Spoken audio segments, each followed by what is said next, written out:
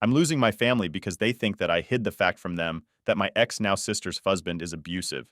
So, I'm Sarah. I'm 34, and my whole family's basically turning against me right now.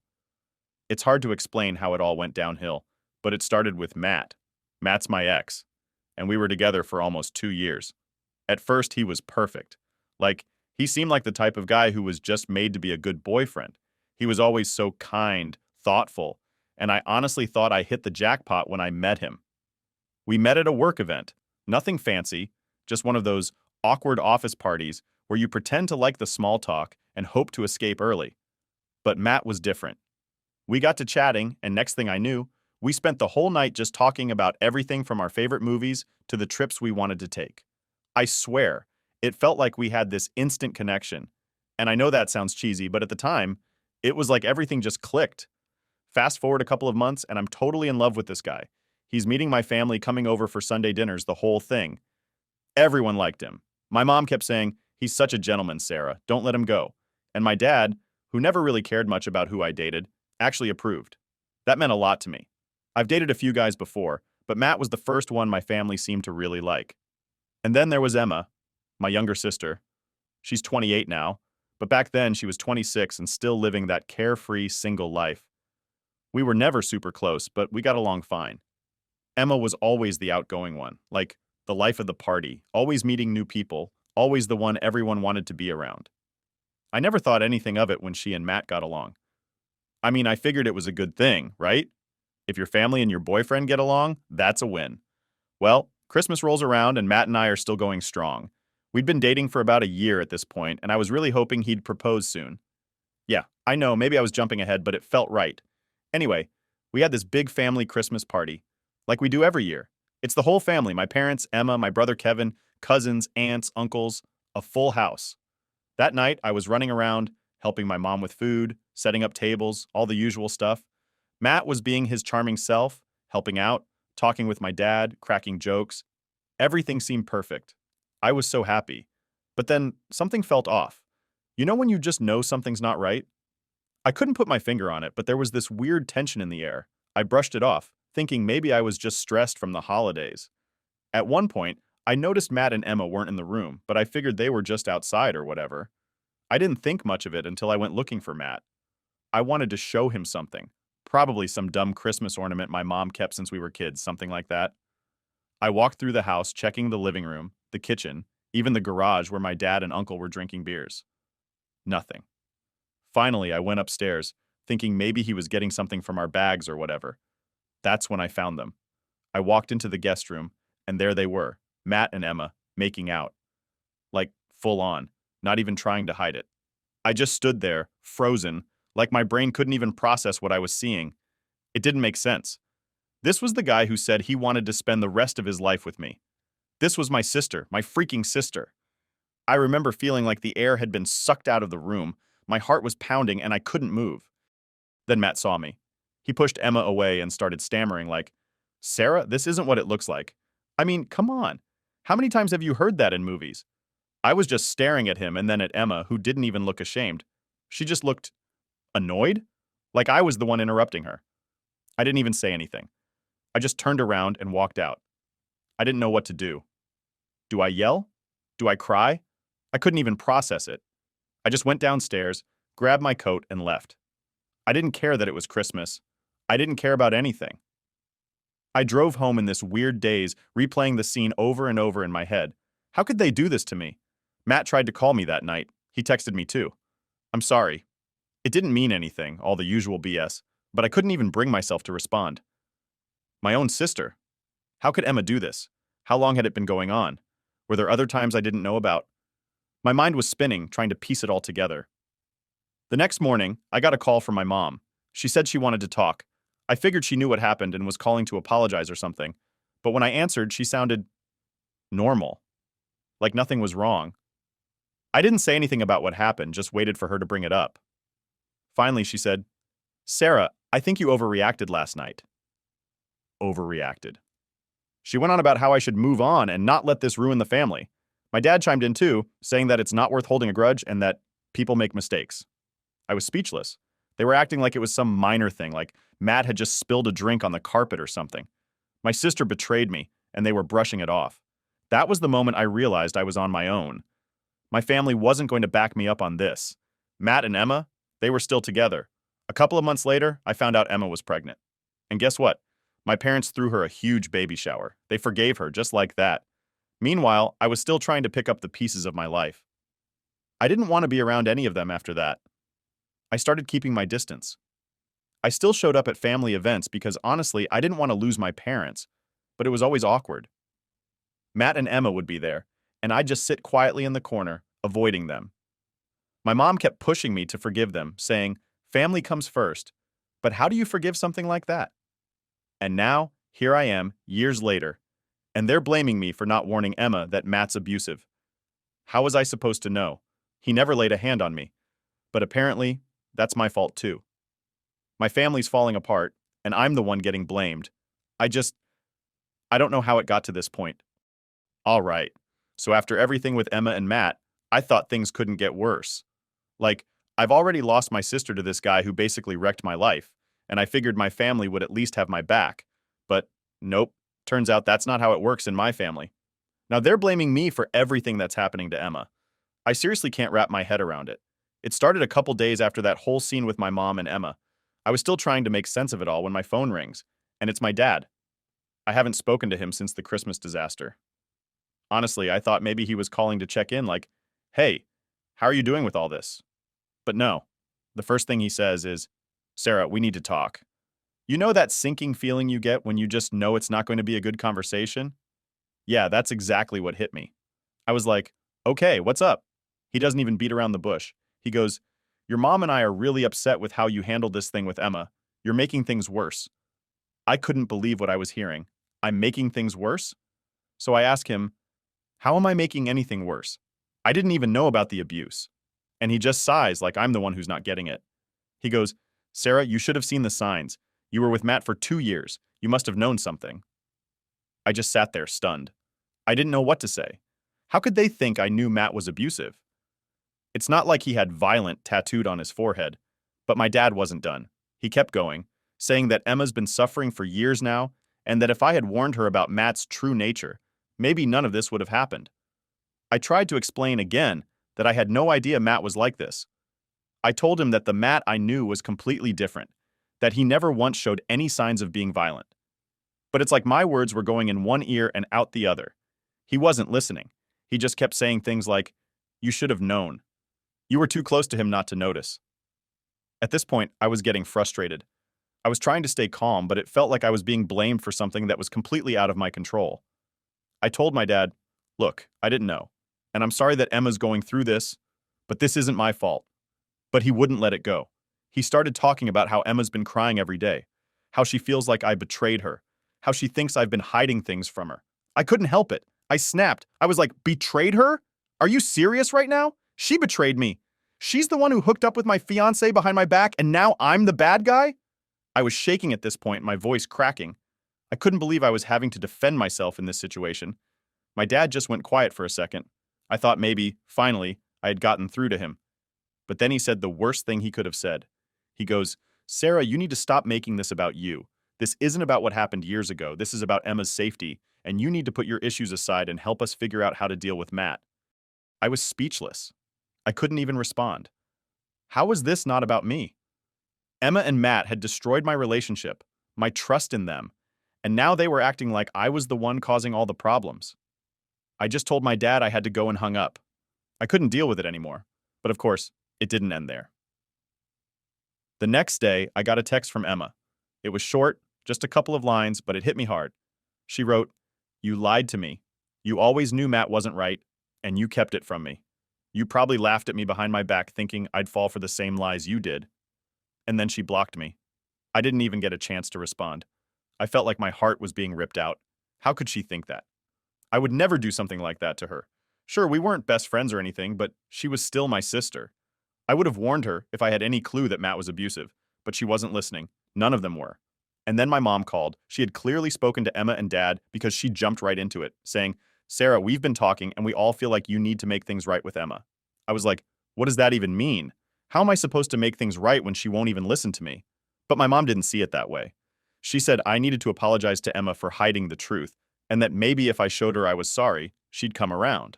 I couldn't believe it. Apologize? For something I didn't even do? It was like they were rewriting history, making me the villain in this whole thing. I told my mom, I'm not apologizing for something that isn't my fault. I didn't know Matt was like this, and I don't appreciate being blamed for it. But she wasn't having it. She said, well, maybe if you didn't talk about how perfect Matt was all the time, Emma wouldn't have fallen for him so easily. That's when I lost it. I said, are you kidding me right now? You're saying this is my fault because I thought my boyfriend was a decent person? That's insane. My mom tried to calm me down, saying she didn't mean it like that, but the damage was done. I was done. I hung up and sat there in silence for a long time. My mind was racing. How did it come to this? How did I go from being the one who was betrayed to the one being blamed for everything? It didn't make sense. Nothing made sense anymore. The next day, my brother Kevin came over. He's the only one in the family who's still somewhat on my side. He said, I've been talking to Mom and Dad, and they're not going to drop this. They really believe you could have stopped this whole thing from happening. I just shook my head, feeling defeated.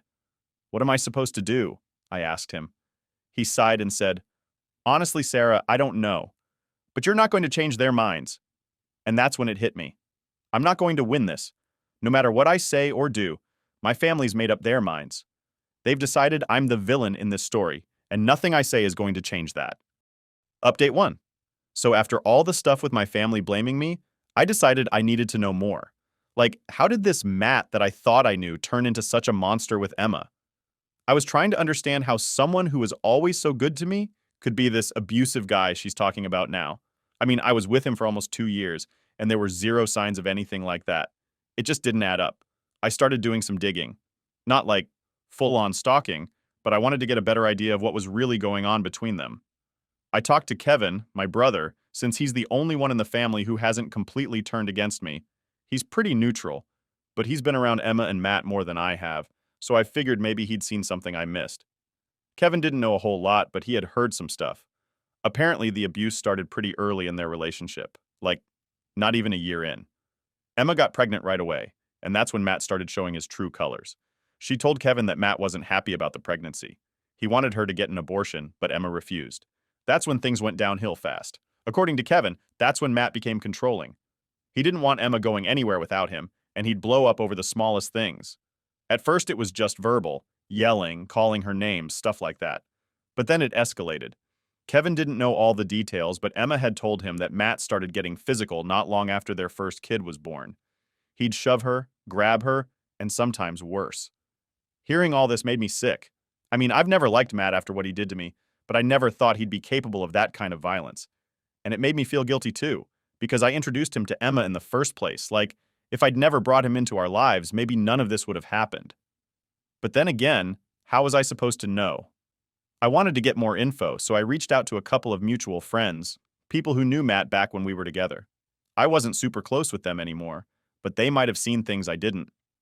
One of them, Liz, told me something that completely threw me off. She said that Matt had always had a bit of a temper, even when we were dating. She said he'd vent to her sometimes about how I pushed his buttons and how he had to work hard to keep his cool. That was news to me. I had no idea he felt that way. To me, everything seemed fine. We had our arguments, like any couple, but nothing major. And he never once showed any sign of being violent or angry in a dangerous way. But according to Liz, there were a few times when Matt had confided in her that he felt trapped by me, like I was holding him back from something. She never thought much of it, but now looking back, she thought maybe that was a sign. After hearing that, I couldn't help but wonder how many red flags I missed. Did I just not see it? Was I too blinded by the whole perfect boyfriend thing to notice that he was actually hiding who he really was? It was starting to mess with my head. Then, Kevin dropped another bomb on me. He told me that Emma had found a secret Instagram account Matt had. At first I thought it was just him following some random girls or something. Gross, but whatever, right? But then Kevin said that Matt was following me on that account. I was like, wait, what? Why would he do that?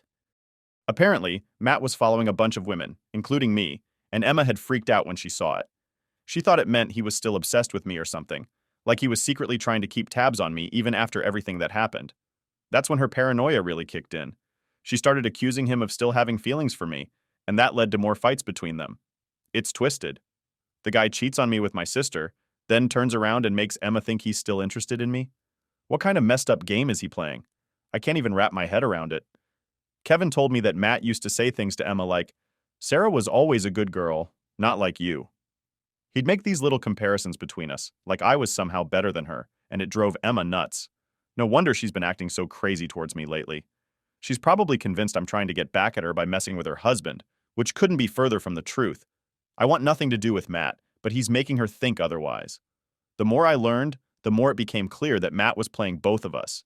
He'd treated me like a queen when we were together, but with Emma, he's this controlling, abusive monster. And now he's manipulating her into thinking I'm still in the picture, like I'm some kind of threat to their messed up relationship. It's beyond screwed up. I started thinking back to little things during our relationship, things that didn't seem like a big deal at the time, but now made me wonder. Like, there were a couple of times when Matt would get irritated over small things, but he'd brush it off like it was no big deal. I remember one time we were arguing about something stupid, and he clenched his fist so hard his knuckles turned white. I didn't think much of it back then, but now, maybe that was a sign. Maybe he was just really good at hiding his true self when he was with me. But why didn't he ever show that side to me? Why was it just Emma? Was it because I didn't get pregnant? Because I wasn't as dependent on him as Emma was? It's so confusing, trying to figure out how someone can be one way with one person and completely different with someone else. At this point, I felt like I was spiraling. I didn't know what to believe anymore. Part of me still couldn't reconcile the Matt I knew with the Matt that Emma was living with now. But the evidence was there. Emma had the bruises, the stories, and now the secret Instagram account. It was clear that Matt wasn't who I thought he was. And the worst part? There was nothing I could do. Emma won't talk to me. My parents are still blaming me. And I'm stuck in this position where I'm supposed to feel guilty for something I didn't even know about.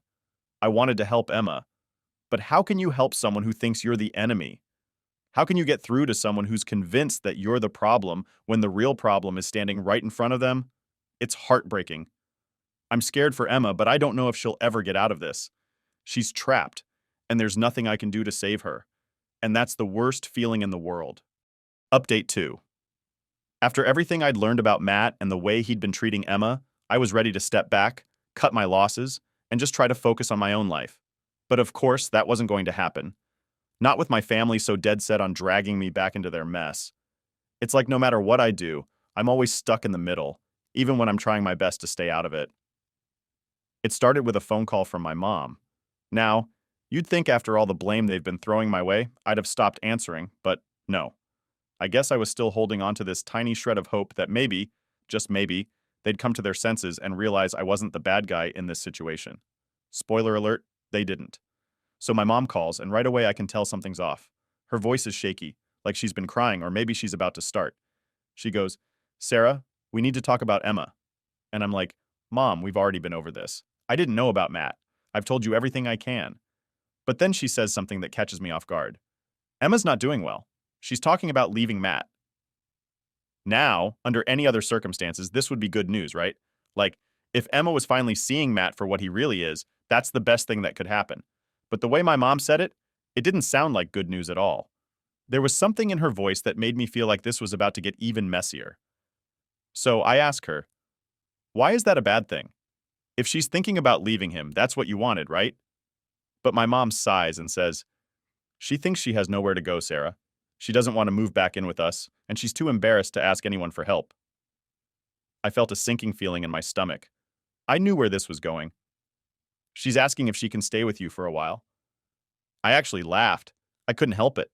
The idea of Emma, after everything she said and done, coming to stay with me, it was so absurd I didn't even know how to respond. I said, are you serious right now? She hates me, Mom.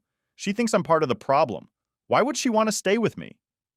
My mom tried to explain, saying Emma's been going through a lot, that she's scared and confused, and that she didn't know who else to turn to. But I wasn't buying it. If Emma wanted help, why not go to our parents? Or Kevin? Why me, of all people? The one person she's been blaming for all her problems? So I asked her straight up, why can't she stay with you and Dad? And that's when my mom dropped the real reason. She said, your father doesn't want her back in the house. I couldn't believe it. My parents had been bending over backward to defend Emma, making excuses for her, blaming me for everything. And now, when she actually needs them, they're turning her away? It didn't make any sense. Apparently, my dad didn't want to deal with the drama that would come with Emma moving back home. He thought it would be too disruptive, too stressful for him and my mom. And of course, they figured the easiest solution was to dump the problem on me. I was angry. Not just at my parents for trying to pawn Emma off on me, but at the whole situation. How did it get to this point? How did I go from being the victim in all of this to the person everyone expected to fix things? I told my mom, look, I feel for Emma, I really do, but I can't have her staying with me. We haven't spoken in months. She blocked me, she accused me of all this horrible stuff, and now she wants me to be her safety net? That's not fair. My mom tried to guilt trip me, saying, you're her sister, Sarah. Family helps each other. You can't just leave her out in the cold. But I wasn't falling for it this time. I said, you and Dad are her parents. If anyone should be helping her, it's you. The conversation ended with my mom sounding disappointed, but I didn't care anymore. I wasn't going to let them drag me back into their drama. If Emma needed help, she could go to literally anyone else. A few days went by, and I thought maybe they'd finally dropped it. Maybe Emma had figured something out on her own. But then Kevin showed up at my place. I hadn't seen him in a while, so I figured he was just stopping by to check in. But the look on his face told me something was up. Sarah, he said, you're not going to like this, but Emma's moving in with Mom and Dad. I blinked at him, confused.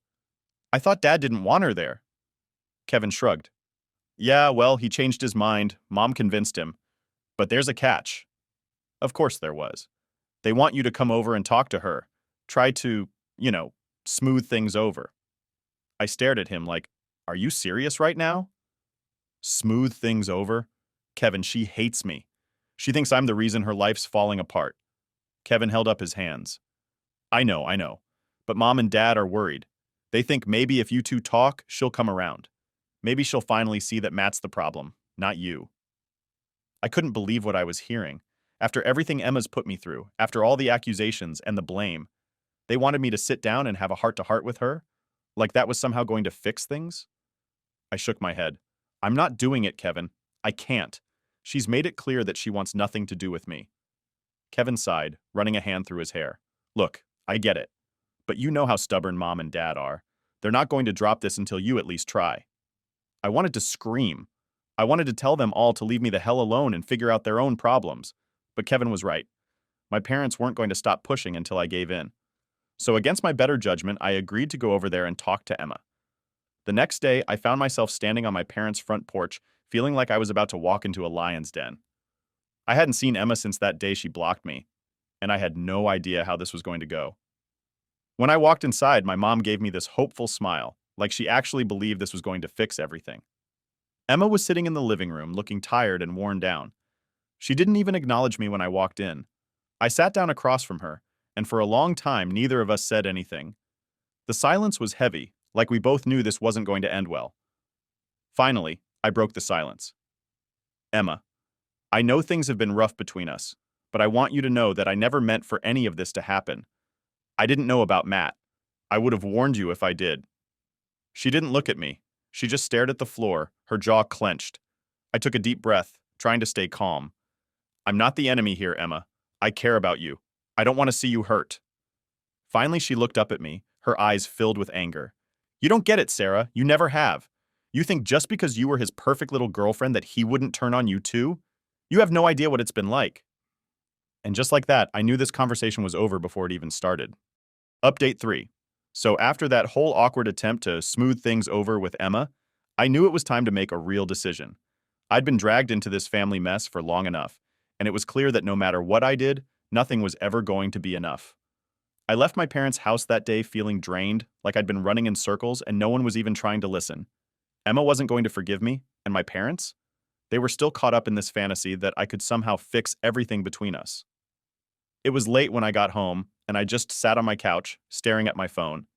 There were no messages, no missed calls, nothing. For the first time in a while, my phone wasn't blowing up with drama from my family. It was weird.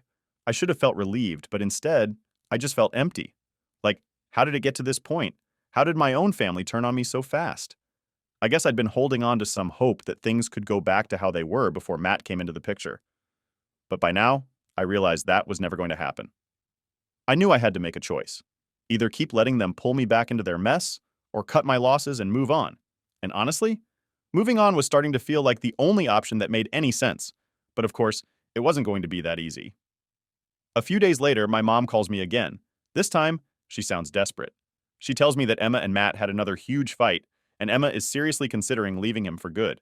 Apparently, she'd packed some bags and told my parents she was done. But my mom didn't seem relieved or happy about it. Instead, she was more concerned with how Emma was handling things.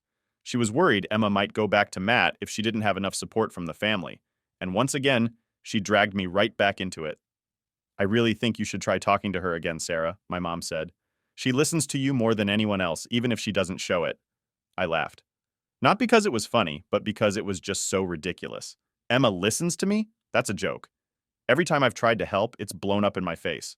I told my mom, she doesn't listen to me. She blames me. There's a difference. My mom kept pushing, though, saying that maybe if I just tried one more time, Emma would realize I wasn't the bad guy and that I was only trying to help. But I wasn't falling for it. I'd already done my part.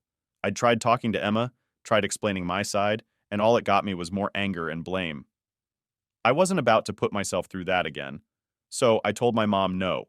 I said, look, I'm done with this. I've tried and it's not working. I can't keep putting myself out there just to get hurt again. Emma needs to figure this out on her own, and I can't be the one to fix it for her. My mom went silent for a minute, like she couldn't believe what I was saying.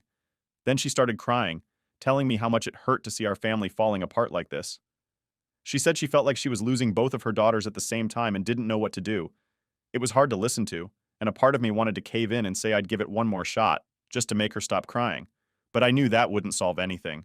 It would just drag things out longer. I'm sorry, Mom, I said, but I can't keep doing this. It's not healthy for me, and it's not helping Emma. She has to make her own choices. After I hung up, I felt this weight lift off my shoulders.